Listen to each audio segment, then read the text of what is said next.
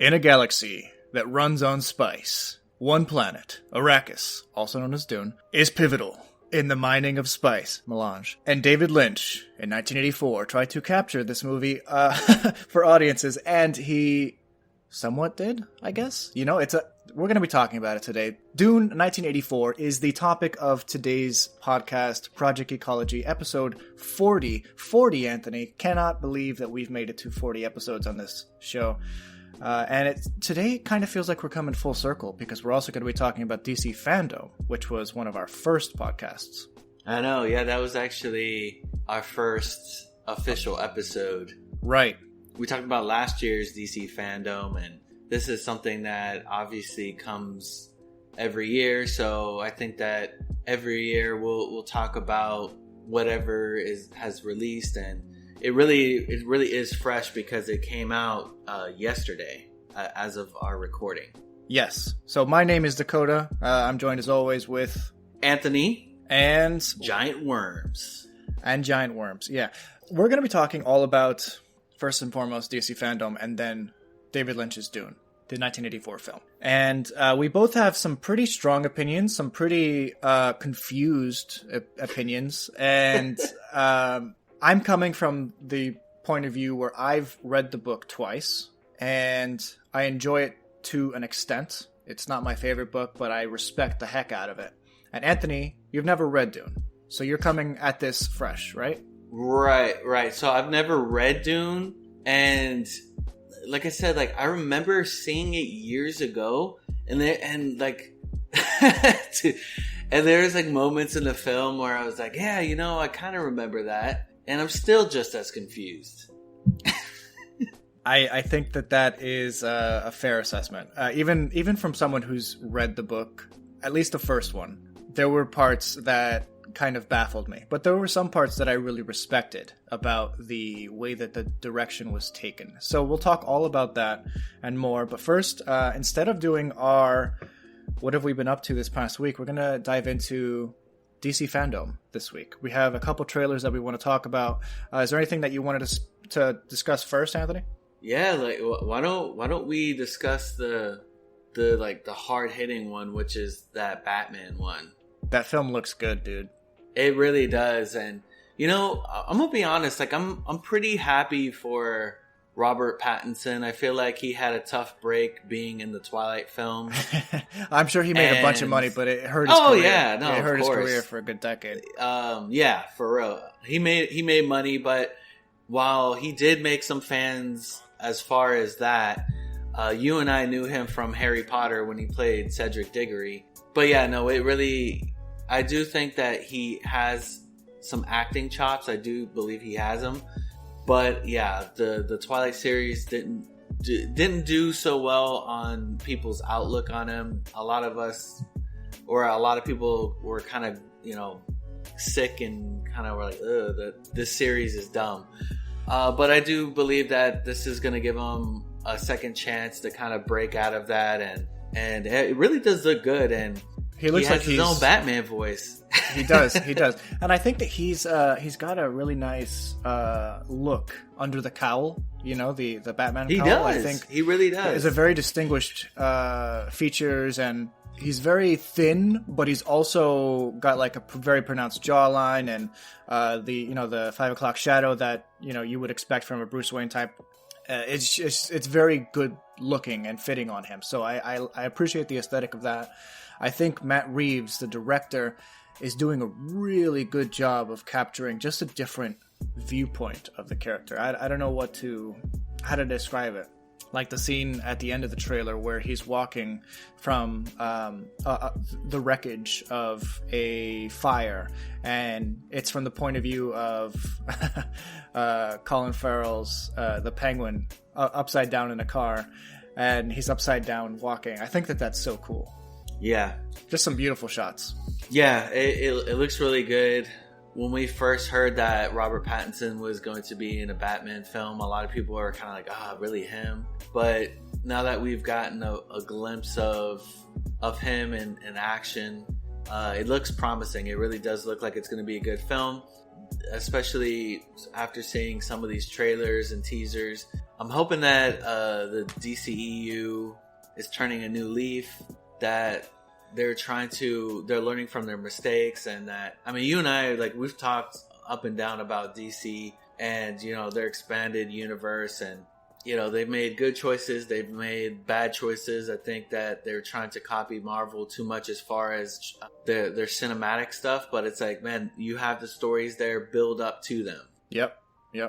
I don't think the Batman is going to connect to any like cinematic universes or anything, and that's fine. It's its own thing. I think so far DC has been better when they are separate entities. You know, you have like films like The Suicide Squad that actually really did a good job of like creating a universe of everything. But so far I've found that the DCEU has not been able to capture what the MCU has in terms of it being a universe, you know? It feels like a lived-in universe. So I'm kind of just happy to see them do something a little bit different and not put all their eggs in the DCEU basket, per se. Right. So we'll see how that plays out for them. But they do still have their toes in the DCEU basket, as we're going to talk about in the next 3 trailers that we're going to talk about. Let's start with The Flash. Were you able to watch that one? Yeah.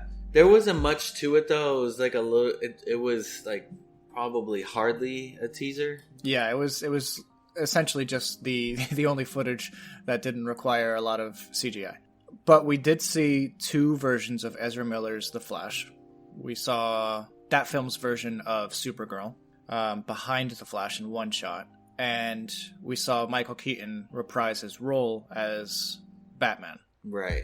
From the back. We haven't seen him from the front yet. But I'm kind of stoked about it, to be honest, just because the guy's a legend. His Batman is considered one of the best, if not the best. At least the best Bruce Wayne, maybe.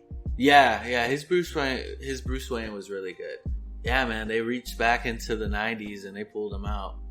And at the end of the teaser, you could tell it's the Batmobile that he's like flipping the sheet off of. Yeah. So I don't know why they didn't show it, but I guess it is a tease, so whatever. They were teasing us. I don't know what to think about this, because it's kind of weird that the first Flash movie is a multiverse story. You know, the first Flash movie is simultaneously DCEU, but, you know, it's a Flashpoint story, which is, you know, it's one of the Flash's biggest comic book events. Right. And we know that the DCU, they always jump in head first into something that they're not prepared for. And hopefully it ends up being good. I mean, I feel like we got that Justice League film way too soon. Hopefully that this Flashpoint, they didn't build up to it. So hopefully they don't suffer from that. Yeah, absolutely. And it is crazy, like, DCU thinking about it. Like, they jumped into the Death of Superman story in their second ever film. You know, Batman vs. Superman was the Death of Superman essentially boiled down into a Batman vs. Superman story. I don't know. It was kind of just, I don't know what they're thinking. You know, they're trying to build a universe, but they're jumping in with their biggest possible stories. And it bugs me. It just seems like corporate interference, in my opinion. Right. Like I said, Marvel, for the most part, a lot of their films, especially in the beginning, they were their own thing. And then they had like a small connective tissue, whether it be an end credit or there was like an appearance of a character that would be in later films. Kind of like, you know, Black Widow when she came into Iron Man 2. She didn't really have that big of a role at that point, but there was that connective tissue. It wasn't too big. It was just the right size of connective tissue. But for the most part, Iron Man 2 was its own film. Iron Man 1 was its own film.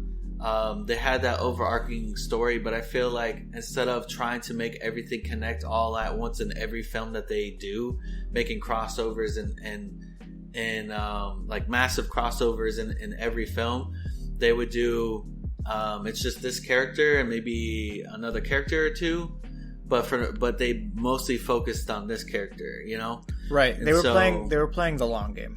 You know? Really. And sometimes you have to do that for a story to develop. or for us to like get invested. And Right. going back to watching like some of the Phase 1, Phase 2 MCU movies, where the universe still feels like young compared to what we have in Avengers Endgame and stuff, and after that. Now we're dealing with multiverse stories, but it all feels like it's led up to that point. The second Flash appearance or the third Flash appearance wasn't the multiverse story, or you know what I'm saying. But we'll be back after a quick break. I hate talking. Do you love talking about any topic and are never frustrated during conversations? Then I Hate Talking is not a podcast for you. But if there are topics that you avoid, then listen to I Hate Talking. Do you know the definition of every word others use? I Hate Talking is not a podcast for you. But if you are curious about the definition and historical usage of words, then listen to I Hate Talking. Do you know about current events and other random topics? Then I Hate Talking is not a podcast for you. But if you enjoy conversations on a variety of topics, then listen to I Hate Talking. Listen to I Hate Talking wherever you get your podcasts. Episodes drop every Thursday. Listen, like, and follow I Hate Talking today. Right, and I think that their timing was really good too, because there was that period of time where crossovers weren't really all that common. They did happen, but they weren't all that common. So when we did get a crossover, it blew our minds. It was like, oh my gosh, we got all these characters.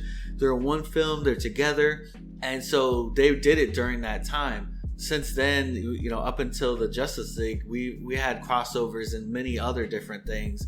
So I'm not saying that we have like a crossover fatigue. I still love a good crossover, but I like it when it's done well. Yeah, absolutely. Crossovers for the sake of it don't seem to mean anything, So right, at least not anymore. But even Nickelodeon has that Smash Bros. Game, and it's like a huge crossover mashup. And even they did that well. Right. You remember back, what was it? Must have been PS3 era, where they had PlayStation All-Stars. Oh, yeah. That was actually pretty well done, and then they just dropped it. They're just like, this is too much work. And then there's Smash Bros., which has always been a Smash Bros. Yeah, in Smash Bros. They played the long game too, because it first started out with just Nintendo characters, and they started including other characters, and then now we're all the way up to Sora. So they did the long game too. Yeah, they fought for it too. We didn't talk about it last week because that's when the news was fresh for us. But the fact that Sora was added to Smash, there was no better character to put as Smash, because that's such a beloved character. I know it's probably my favorite video game character, period, because I love Kingdom Hearts so much. But seeing the fan love online after the Sora announcement was probably the biggest thing that I've ever seen Smash wise, aside from like them announcing the most recent game. Yeah, they've been asking for Sora for a long time, and I think Nintendo has been trying to get Sora. It's just Sora is a complicated character to get because of his connection to, it's not just Square Enix, but it's also Disney, and there's a lot. And then the power sets that he has often jump off of different Disney franchises. Like the trailer shows that he's using his Peter Pan flight ability.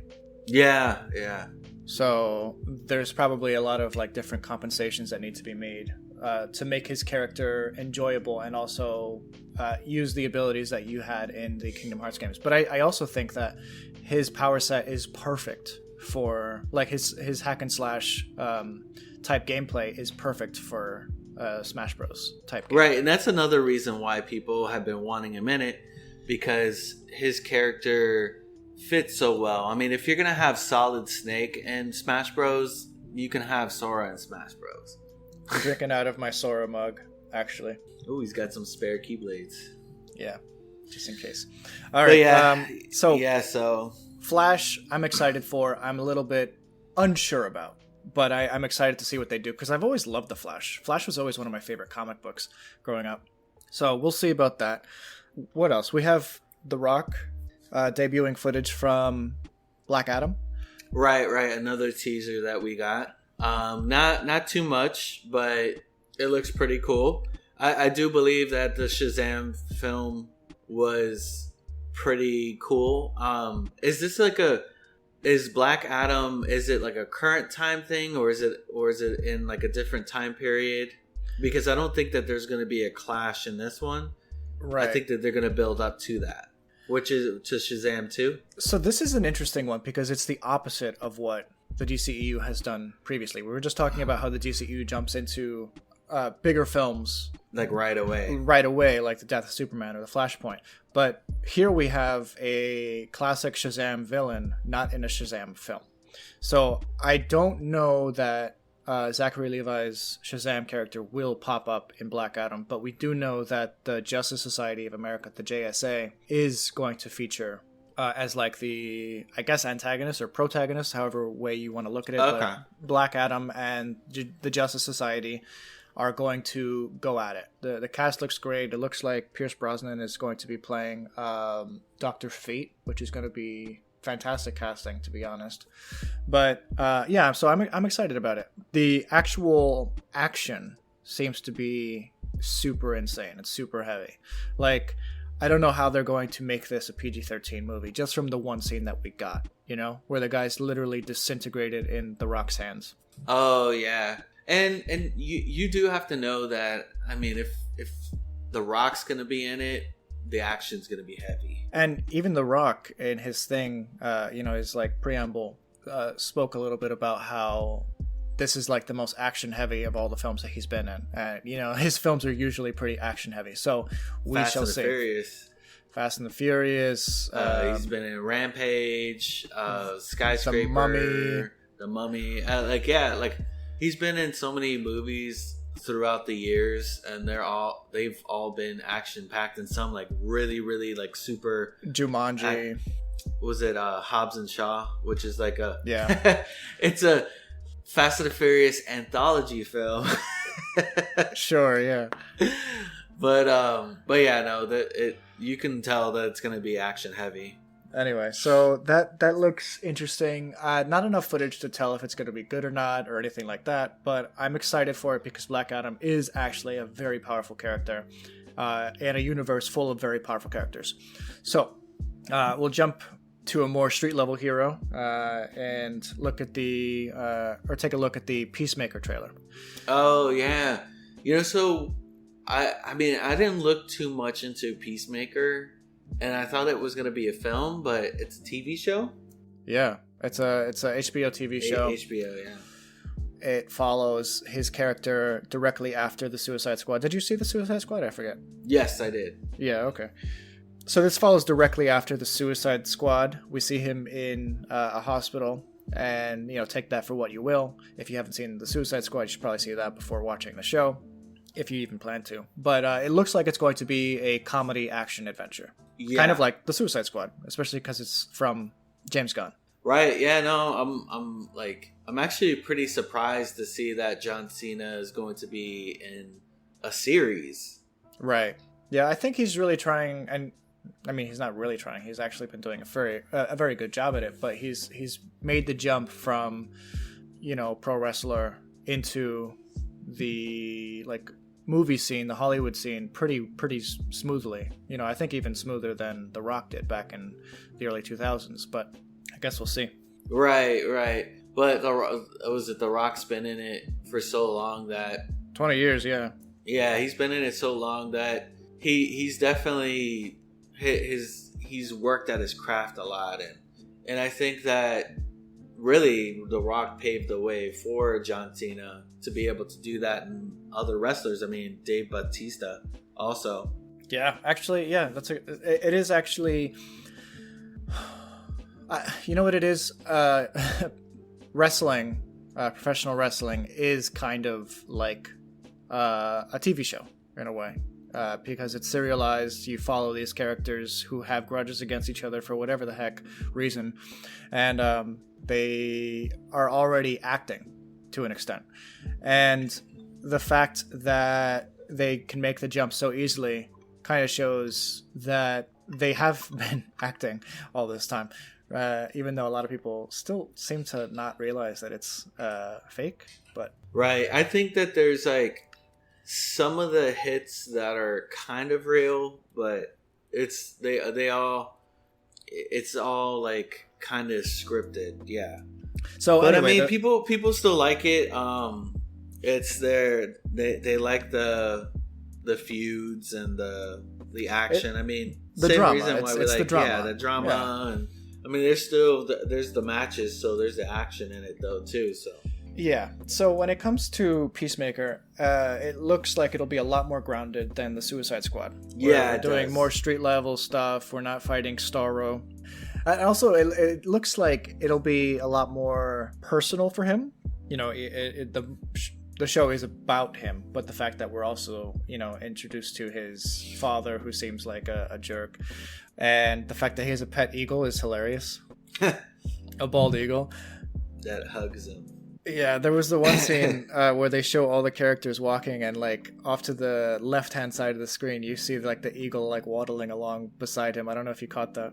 Yeah, I thought that was pretty good. Anything else you wanted to talk about from DC fandom before we jump into Dune? Nothing too in depth. Just some coverage for those who might be interested. They did offer some more game. Well, not gameplay, but they offered a little bit more on the Suicide Squad game and Gotham Knights.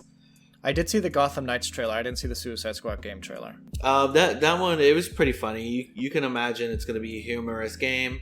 The Gotham Knights one is cool because we're getting the Court of Owls and yeah, Court of Owls just man. seems like a really great villain. Yeah, or super villain team, I should say, because yeah. They're kind of like the opposite of Batman in a way. They're in the shadows. Well, no, they're not the opposite. They're just the evil Batman.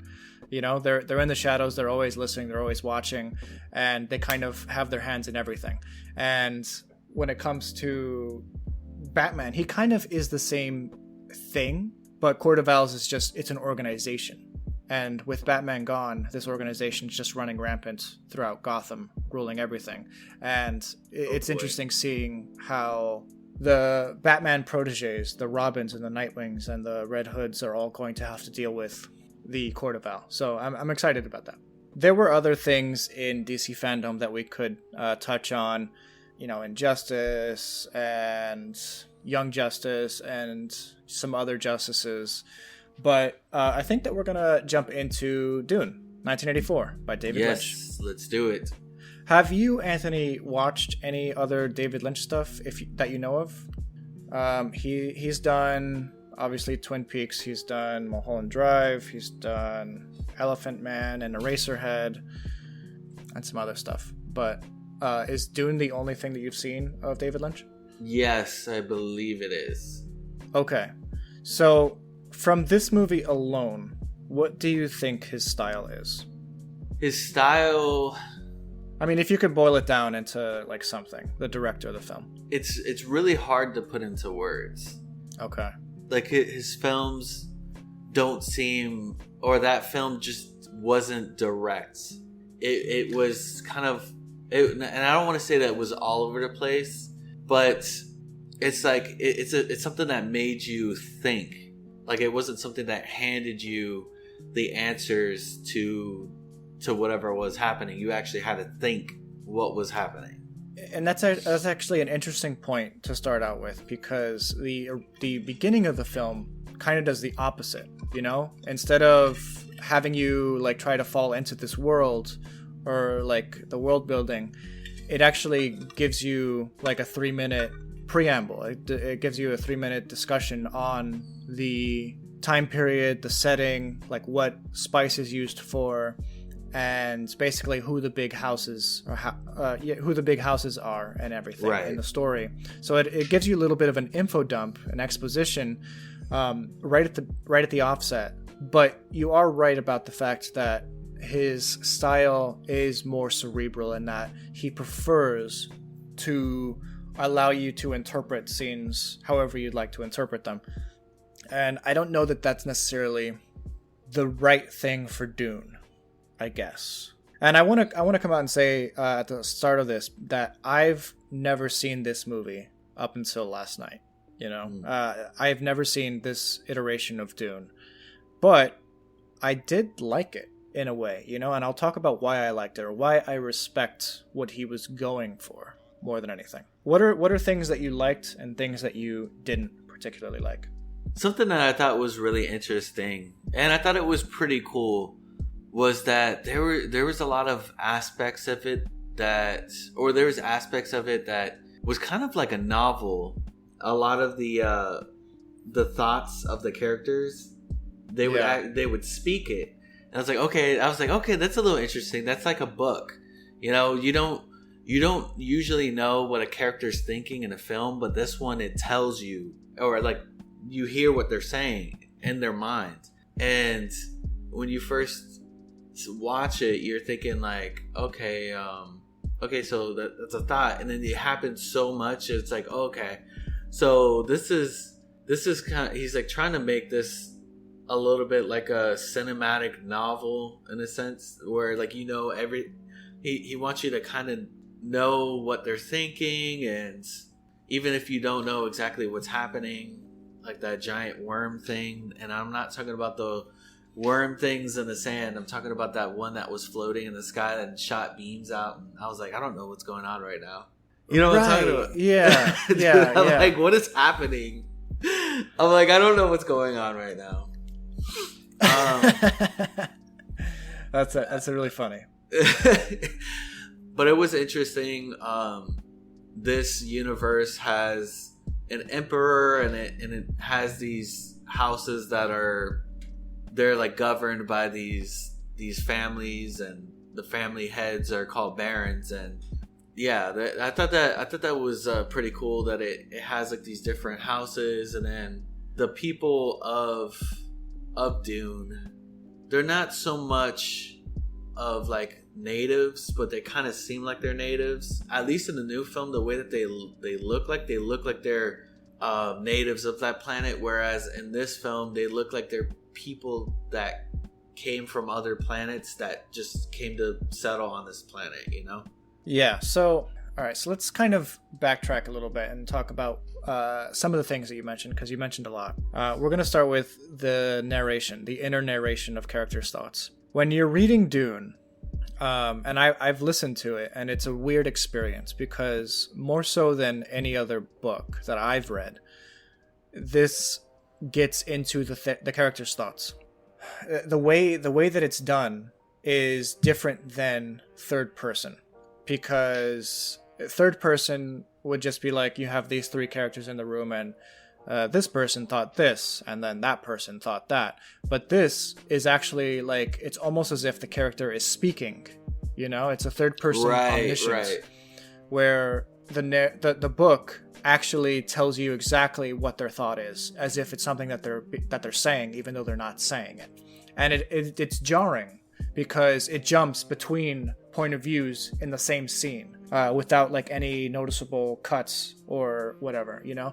Like if this was Game of Thrones, it would just be following, say, Ned Stark, and the whole chapter would be about Ned Stark and like his point of view. Even though it's like a third person sort of thing, it would only focus on his thoughts and his movements and everything compared to everyone else. But in Dune, it's everyone in the same room's thoughts at the same time. And it's a really weird thing that David Lynch tried to capture in this movie. And at first I was like, what is going on? Oh, that's what they're doing. Because I remember it was so jarring in the actual book. So I think that if you didn't like that in the book, you're not going to like that in the movie.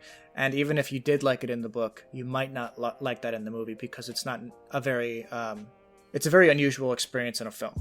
Right. And then there's also moments, and like, I know we'll elaborate a little bit more, but there's also moments where there's characters that are speaking between each other in that kind of same sense also, where they're like, it's almost like telepathy, where they're speaking to each other. So not only do you have these scenes where you could hear what they're thinking, there's scenes where there's characters that are talking to each other in like the same sense, you know, like they're like, if you and I were, you know, if I like told you to like go, you know, I thought go get coffee, Dakota, and you got up and got coffee, that's like literally like what was happening. It happened between like, you know, like the main character and his sister, you know what I'm talking about? Yeah, Alia. She's an interesting character in and of itself. And I think, here's the thing, I've only ever read the first book. And this does only pretty much capture the events in the first book, even though they go into the wider Dune lore quite a bit, I've noticed. But with Alia, she's a different thing altogether, where she was... When Jessica took the Water of Life at like the 3/4 mark of the book, or the movie, I should say, and she had a child inside her, Alia. She also gave those Bene Gesserit powers unnaturally to the unborn child, which is why she was such like a super child, basically, and she was so creepy. Yeah. And because of that, she kind of has the same powers that Paul Atreides also gets when he takes the Water of Life. Dune is kind of a Messiah story. You know, sometimes it feels a little bit more like a Moses story. Sometimes it feels more like a prophesied Messiah story. And I think it's supposed to be a little mix of both. But I think there are more parallels to like the Moses archetypal character who, comes from a powerful house, and then is kind of sequestered in the wilderness after a little while, marries someone from some wandering tribe, and then comes back to reclaim what's his. It kind of has that Moses archetypal story, but mixed in with the fact that he was a prophesied character in this universe, with Bene Gesserit lore, and also like the Muad'Dib stuff with the Wrecking. Right, yeah, that's something else that I was gonna say, was that this movie has like heavy religious themes. Yeah, and I forget if... I feel like the end kind of got it wrong, in that it kind of made him like a godlike character, but I don't think that happens in the original like Dune novel. I know that... They did, yeah. At first, they try to make it seem like he's like, oh, he's the right hand of God. Then it like kind of shifted like pretty sharp to like, oh wait, no, he might actually be God, It was a little confusing, and I don't really want to touch too much on that, just because I feel like I might get it wrong per se in terms of like what actually happens in the Dune novels. But it'll be interesting seeing how Denis Villeneuve does it in his upcoming Dune movie that we're going to be seeing in a couple weeks' time. Right, and I feel like there's certain films out there that transcend time, like, the Star Wars films. And then there's those films that had promise and are like, that were pretty cool, but really need to be updated. And I think that Dune is one of those films. The story is definitely something that deserves to be told in a cinematic format, but I have to stress that it's a hard thing to adapt. It's not something that you can adapt easily, because it does have that political intrigue in terms of the warring houses across the galaxy, the Emperor and everything, and it's almost like courtroom drama type stuff, but in a space setting where you're also dealing with prophesied religious characters. And it's kind of it's a lot. Even for the book, it was a lot. To be able to put that in a 2.5 hour movie is a lot, So I think the Dune movie coming up is only going to be the first half of the first book. So it's not going to cover all the stuff like the big battle with the worms and stuff at the end of this movie. It's just there's certain books out there that it would be hard to adapt them into film because there's so much to be cut out. And I think that some of the Harry Potter films suffer from that. And what do you mean? What do you mean? Well, you know how that once you start getting to the fourth movie, they start cutting out a lot. Oh, I see. Just because there's so much to tell. There's so much, right? So there's things that need to be cut.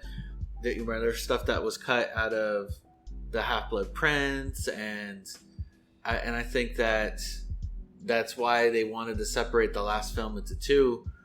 I think that you have to follow that similar approach, especially to novels like that, like Dune.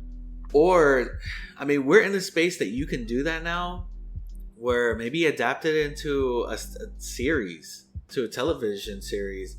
I mean, television has come up so much. HBO, Netflix, sometimes. I mean, sometimes they don't do so well. There's Amazon. There's so many like places that you could go to adapt novels into series, and maybe it's better to stretch it out so that so you could tell the story better than try to fit it into a 2.5 hour format and then everybody's confused, you know? Yeah.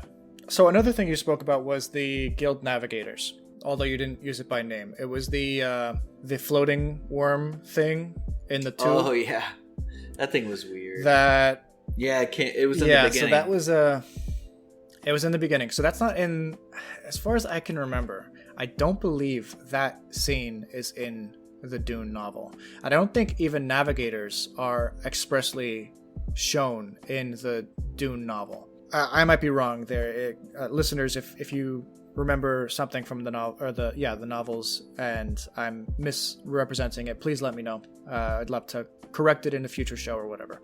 But when it comes to the navigators, they are basically like evolved humans, I think, that are just so spice addled that they've like warped into like another form of being, basically, that's able to fold space so that they can make space travel much more feasible, which is what they are doing in that scene where they're just like throwing beams of light out of their mouths at like different planets. I was like, what is happening right now? So I kind of liked that scene. I'm not gonna lie, it was confusing, but I like the idea that we're seeing how space travel works in this 1980s movie, basically, where they're folding time in on it, or they're folding space in on itself so that they can make 2 points easily passable instead of, traversing millions upon millions of light years and stuff. So I kind of like that, even though they did not explain it well enough, or what those guys are. And that's kind of very David Lynch, he's a very, people always use or throw around the term Lynchian, and there are certain things in this movie that are definitely like added by him to be just weird and creepy, like the Harkonnens. They were on another level of like creepy and weird and bizarre. Yeah, especially the Baron. The Baron, yeah. I mean, in the book, they did say that he was like so fat that he needed like anti-grav mechanisms to like keep him moving around. But the fact that he was just floating around the entire movie, dude, it looks so funny. It looks, but so it was actually funny. And then the Emperor so funny, was like, but it looks, bring in that fat floating man. Yeah. There were some things that like actually I enjoyed. Like I thought that was fun. They made the Baron almost cartoon like, even though definitely. And when he first started that, he had that anti-grav device. Dude, it looks so funny. I was laughing. So Baron Harkonnen is a disgusting dude. He has a lascivious way about him. He's just disgusting, he's cultivating the diseases on his face and everything. He's got like weird sexual fetishes, and I don't even want to get into it, but he's just gross. And the film actually does try to get that across when he like goes and like kills that young guy. That was weird. Yeah. I don't think that was necessarily necessary, but it does go to show that this is a villainous dude, this is a creep. So there's that. But also the rest of his like family is also not as weird, but still pretty weird. Like for some reason, Sting was part of his family. Sting from the Police. Yeah. I thought that was hilarious. I was pointing characters out to Jen as we were watching, like, oh, that guy's in Twin Peaks. Oh, that guy's in Twin Peaks, and Jen's like, him? I'm like, no, not Sting, that guy. And she's just like, oh wow, that is Sting. So yeah, dude. Lots of when I saw him, I was like, what are you doing in this film? The best shot is when Patrick Stewart has the pug in his arms and he's going off to war, like with his gun. Oh yeah. I saw him. I was like, oh, there goes my boy Patrick Stewart. Gurney Halleck. Gurney Halleck was who he's playing. I love the names in this movie because some of them they run the gamut. Some are just, you know, very normal American sounding names like Paul and Jessica. Yeah. And then you have like ultra like potato farming names like Duncan, Idaho. Duncan, and stuff like that. Yeah. And then you have more like fantasy / almost like Middle Eastern names like Thufi Sawat or Thufi Hawat or like Muad'Dib and stuff like that. Yeah, the names in this were like, it was like a mashup of so much. Yeah, and I would love to watch like a video on like what his thought process, that Frank Herbert, the writer of Dune, what his thought process was on the naming of everything. Because when I read Dune for the first time, I was just thrown into this universe of just like randomness, you know, and it's just stuff that's thrown at this planet of Arrakis and everything, and it's just crazy. We haven't actually talked about the story. We've talked about some themes. We've talked about some weird stuff, but we haven't actually talked about the story. Right, yeah. I was going to say that. Like, we've talked a little bit about some of the characters and some of the traits. Yeah, let's go through the storyline a bit so that our listeners, they're like, man, they're just naming all this and stuff. Look, yeah, if you are confused right now, if you are confused right now, watch the movie and you will still be confused. And I want to make the point that we're covering Dune from 1984 by David Lynch now because I think it's important to watch what we already have seen in the past before seeing something new like Denis Villeneuve's upcoming film that, you know, is only a couple weeks away at this point. I'm very excited about it. It looks beautiful, but I think it's important that we not basically just disregard everything that's come before. So I'm really excited to have finally watched this movie because I did enjoy a lot of what they were talking about. And I've mentioned I kind of respected the fact that they did the narration. I respected that they used Princess Irulan at the beginning with the introduction to the story and the setting. Between the chapters, there's actually like little quotes from like different I guess religious works or historical works like within the universe. So, and a lot of them are written by Princess Irulan. So it was kind of cool seeing how Princess Irulan was used at the beginning of the movie like that. But I wonder if they're going to do that for the upcoming Dune. I doubt it, just because it doesn't work for movies and stuff. And Denis Villeneuve usually has a pretty good vision in terms of like what makes a good movie. So we'll see about that, but we'll talk about that in the coming weeks. Yeah. And where did you watch the film? On HBO Max. Okay. So I did the same thing too, and like, I mean, they've worked on it to like make it up to date and it looks like really clean and really crisp. But I went to go watch the trailer that they had on there. If you watch the trailer and how the footage used to look, it's like, man, like, it's crazy how they took that and they kind of remastered it, and, you know, they all that work that they put into it with the colors and whatnot. And, you know, thinking back, like, I might have been even more confused if I watched it back then too, because remember how the quality of things were from the 80s? I mean, I've seen stuff that's from the 80s and it's like format VHS or whatever, and so there's things that are happening in some films that I've seen and it's like, dude, I don't know what's happening. I can't even see what's happening. So right. Was the film very different? Like, has it changed a lot, or did it just look like VHS quality footage in the trailer? I'm trying to understand. The trailer, yeah, the trailer was like VHS, like back then quality. Okay. But have the effects or anything been like redone, or that I'm not too sure of. Like, because it was like a trailer, it didn't show like the whole film. Oh, I got you. All right. Well, I mean, let's start from the beginning. You know, we have the planet Arrakis. This is the only place in the universe that you can mine the spice known as melange that is pivotal to the guild, which uses spice for space travel, and it's pivotal to the empire of the known galaxy or the known universe. And it's kind of really cool that all the spice comes from this one planet, and so much of it is pivotal to this one planet's economy. And we barely know anything about the planet's economy. Even the people who have lived there for a little bit don't really know who or what the natives are, the Fremen.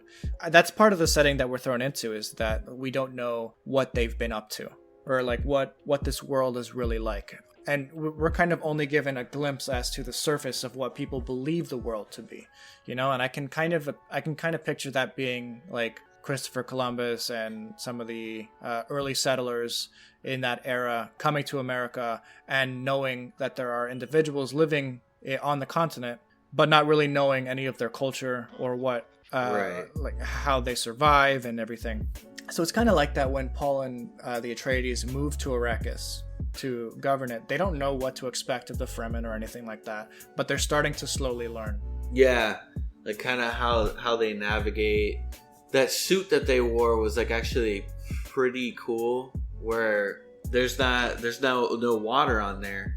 They kind of, and it sounds gross, but the process sounds pretty cool. So that they kind of like recycle their sweat. Yeah. And the water and the salt get separated, and so they use that to keep hydrated. And I thought that was like a really cool process, because I mean, if you're thirsty enough, I mean, you're gonna drink whatever liquid you can, Yeah, it processes it from your sweat, from your urine, and even feces, just to like separate any water from whatever you expel from your body, so that you're not using any, because this is a planet that it doesn't rain on. Right. Although we learn that the Fremen do have pockets of water, like mass pockets of water that they've been using to survive, and like their population is much larger than anyone expected it to be. Like they even said that the previous owners or the previous rulers of the planet, the Harkonnens, they tried to do a census on the Fremen people, but were never able to. So there's no real knowledge of what they are like, Right. So that's interesting. Man, Dune is such a hard thing to talk about, because it is. Yeah. Before we came into this recording, I was like, man, thinking back on this film, it really is hard to talk about and explain, because it really is pretty complicated. I mean, you can talk about certain aspects, but as a whole, I just really don't understand the clear direction, because at first it seems like the story of this family, the Atreides, they come to govern Dune. So it's like, okay, well, there's that happening, and then they get attacked by the Harkonnens. So it's like, it seems like it's like a power struggle film, but then it's also a religious film with a messianic figure. So yeah, it really is hard to explain. Yeah, you kind of nail it, because, and that's not even touching on, you have Paul's mother, who's Jessica, who is a Bene Gesserit witch. And the Bene Gesserits are another like super powered being who have used this magic called the Voice to basically have political and religious sway over the galaxy for tens of thousands, or maybe thousands of years. So it's interesting seeing how that is also passed on to Paul Atreides, and he's the first male that is able to use the Voice in a certain way. Yeah. And again, so much is happening in this movie that nothing, like, it stops like surprising you after a certain point, Yeah, with the craziness. Yeah, they have, and then there's like this fighting style called the Weirding Way, and yeah, they didn't even touch on that, and that's part of the Bene Gesserit like priesthood stuff. So that the Weirding Way is definitely something that isn't supposed to be taught to men, but is taught to Paul, because Jessica was trying to raise the Kwisatz Haderach, which was the messianic figure that the Bene Gesserits were basically building towards. They were building a lineage to eventually reach this Kwisatz Haderach. And Jessica wasn't supposed to sire males, which is why the Bene Gesserits were all mad at Jessica in the beginning of the film, because she gave birth to a male who could have potentially been the Kwisatz Haderach, and they weren't prepared for it or something. Yeah. I don't even remember at this point, but it turns out he was. You know, he was able to like pass the I forget the name of the tests, but it was like a test of pain that he was able to pass, and that was with that box, yeah, where like he puts his hand in that box and he feels like his flesh is burning off, right? But it was like more of like a mind thing, and he was able to withstand it. Yeah, I forgot what her name was, but she said that he was able to withstand it longer than anybody. Yeah. What was it called? It was called the Gam Jabbar. That was the name of the test. And there's so much world building in this series, this novel series, that is worth looking into. And I don't like. I'm so unfamiliar with it, even though I'm so much more familiar than you are, Anthony. And even I am like at a total loss as to what's happening in this story. So it's an interesting story, and I think that even those who have spent so much time in this series and like, you know, reading it and watching the movie and formulating an idea and what, you know, way more prepared than we are to explain it, there's probably still a lot of aspects that are really up to your interpretation of it. You know, maybe I think the ultimate problem with this film, and I want to, you know, preface that again by I liked it. I liked what he was going for, even though he didn't nail it. He got a lot of the points from the book across. The biggest point that I didn't like was the pacing. After he and his mother go into, you know, isolation in the sand, and they meet the Fremen people and become part of their tribe, the book or the movie just flies by. You know, it's just a bullet point. This happened, then this happened, then this happened, then this happened. And that's literally how it plays out too. That's literally how the film starts to play out. It starts to play out like a list. Right, and it's actually very frustrating because a lot of cool stuff happens in the second half of the book, but they crunch it down into like a 20-minute like section of just scenes, you know? Paul and that girl, they're all of a sudden in love. They have to do the test where he has to capture and like ride a worm, which was actually very cool the way they did that. Yeah. And I actually did want to kind of, you know, with those worms, these worms, they're beings that live on this planet and may or may not have a relationship with the spice. But I do believe they never answer it in the film. Yeah, right. They never answer it in the film. But like the effect of the worm is like actually really, really cool. It's like, what beautiful, they did, dude. Like what they did with that worm, I was like, yo. I mean, like for something that was made in the 80s, like I am impressed with what they did. And I know that a lot of this stuff is, you know, a lot of the older effects is like, you know, small scale figures. But you can tell when those scenes are small scale figures. This one didn't really look like that. This one looks like really good. Yeah. And there's something about practical effects. Now, this film actually did use digital effects. It was one of the first films to do so. It had like the mirror effect. You know, when they were fighting and they were using that special like body armor stuff. Oh yeah, that thing looks weird. It's awkward and weird. Yeah, but I was like, that was one of the first CGI effects in a film. Dude, so that's pretty cool. I was like, man, they're wearing Minecraft armor. That's how Minecraft started, probably. No, but yeah, that was crazy. And then the worm when it came up and stuff. ate that like mining thing. That little like that mining vehicle, the mining rig. Yeah, the rig. Yeah, dude, it looks so cool. I mean, what they did was awesome. And the thumpers. They were able to capture the worms very well. I was actually worried going into this movie that the worms were going to look like just bad. You know, I thought that it was going to just totally be ruined how they did the worms, but no, that's the one part that they totally got right.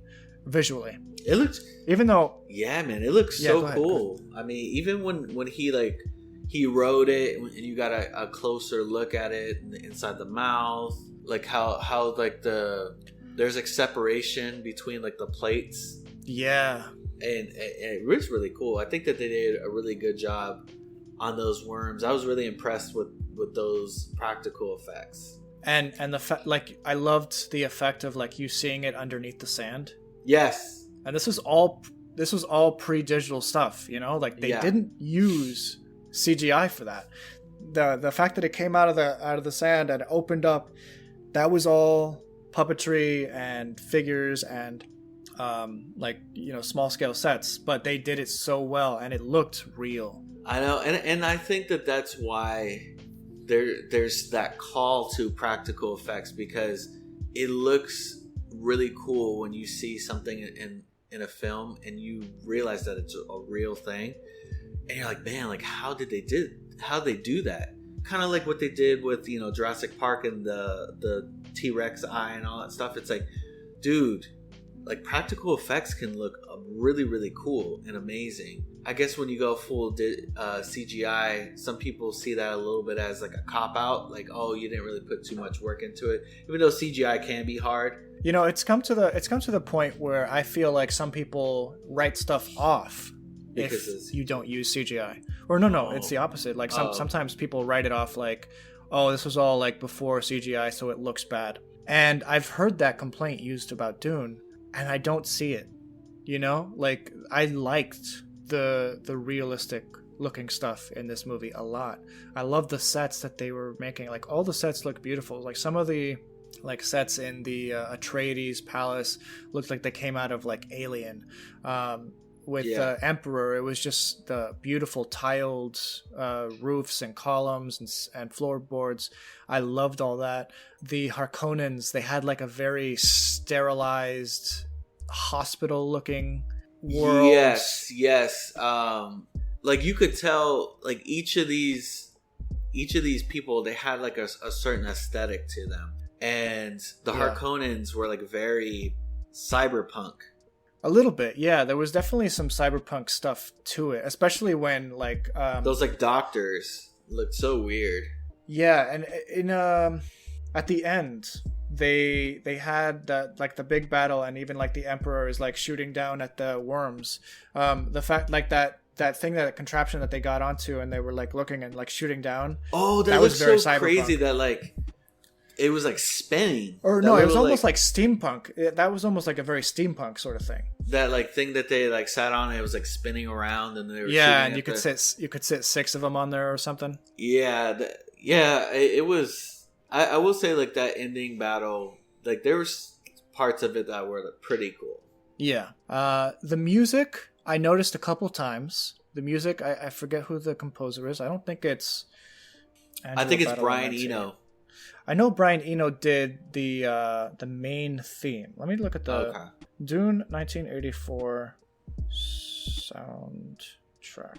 Because I remember seeing his name in the beginning credits, and I was like, oh wow, Brian Eno. Okay, yeah. So Dune is an original soundtrack. Most of the album was composed by the rock band Toto. Okay. Their first and only film score, but one track was contributed by Brian Eno. Okay, cool. Yeah, so that makes sense. But yeah, I love the electric guitar in some scenes. Like it was like more classical stuff, and then like they would add like electric guitar, and it just made it cool. You know, it made it sci-fi and like an adventure. Made it. So 80s. There were definitely things. Definitely made it 80s. Yeah, there were definitely things I loved about this film. I really liked what they did with the daughter. How creepy they made her, Alia. Yeah, man, she was. Yeah, they definitely made her a bit on the creepier side, and man, there's so much in this film that I feel like it could take. It's worth talking about. Yeah, I said it could take days to talk about.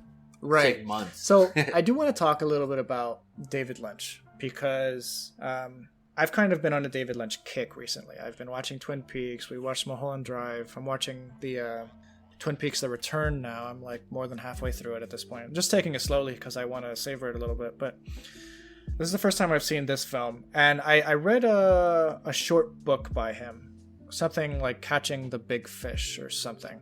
But he talks about this film as if he's dismissed it. Wow. And I think I kind of feel bad about that, because I don't think it's necessarily a bad film, but I don't think it's a great film either, and I don't think it's necessarily his style. Although there are stuff in this film that feel very much like a David Lynch type of direction, the ultimate product doesn't feel like a David Lynch film. And I realized why when I was listening to that book by him. He basically says that he wasn't given the final edit of it. So whoever edited the film was not him. He didn't have any say in like how it was put together or anything. And if it was put together by him, I assure you it would be a lot more cerebral, and like you would have to interpret every scene. I'd be like, dude, I don't even know what I'm watching right now. Yeah, it'd be a lot more. Trust me, it'd be like a lot more art house stuff. It would feel a lot more like an indie film, even though it was such a high budget thing for the time. But it is kind of sad that he's dismissed it as like a film that he doesn't even consider like part of his canon of stuff. But I don't know. I kind of liked it, and I'm happy that we watched it before watching the new Dune movie that comes out. Right. I agree with that, because I feel that if this new one does really well, that it might overtake the old one as like the favorite. Oh no! I mean, trust me, this new one will overtake the old one as the favorite. I mean, just coming from the director of. This guy directed Blade Runner 2049, fantastic movie. He directed Arrival, fantastic movie. The guy, he has a vision that is just perfect for science fiction and like artistic and beautiful science fiction movies. And he's gonna do no different with Dune. It's already being compared as like one of the most visually stunning movies of all time. This upcoming Dune movie. So I'm very excited about that.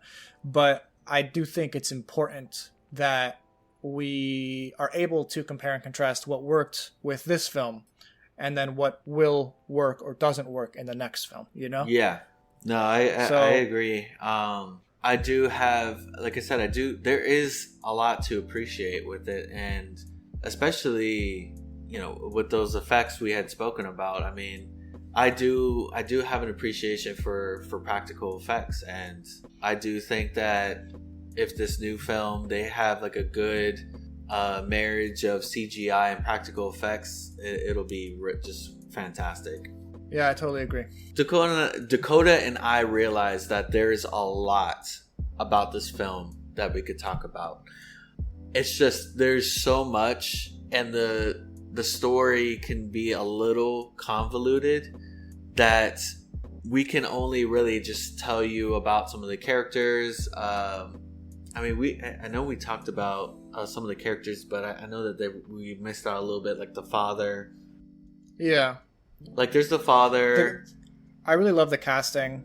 I love I love all the casting in this film, actually. So there's that. But I do think that because there's so much going on, and because we're not as informed about the overall lore of the book series as much as we should, we're not giving enough like due credit where it is actually due, and we're not able to properly express our feelings beyond like bewilderment for a lot of it. So I think now is a good place to end this, and then perhaps in the future we can go back and we're going to be covering Dune in a couple weeks, and we'll definitely be comparing and contrasting what worked in the new movie and this past movie. So, right. Thank you so much. Yeah, and maybe this newer movie will be able to inform us a little bit more of the universe, so that we can talk about the universe a bit more.